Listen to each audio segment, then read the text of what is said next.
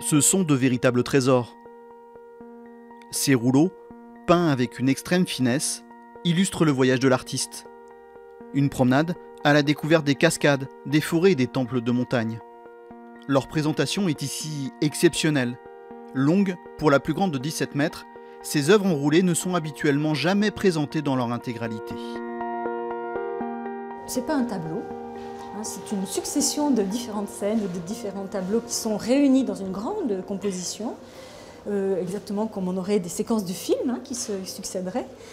Donc ça, c'est important de le faire comprendre. On a ça sur le long rouleau horizontal. On a également ce type de composition sur des rouleaux verticaux.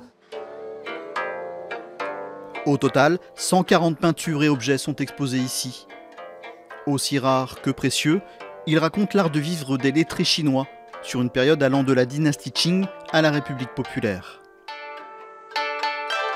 C'est donc début du XVIIe jusqu'au début du XXe, ce qui nous permet d'avoir les grands empereurs comme Guangxi, Qianlong, qui sont l'équivalent de nos Louis XIV ou de nos Louis XV. Ce qu'on voulait, c'était montrer, faire connaître au grand public ce qu'est un lettré chinois, parce que c'est quelque chose de très spécial. C'est une sorte de fonctionnaire, mais qui peut être ermite, et qui aime la peinture, la poésie, la calligraphie et la musique.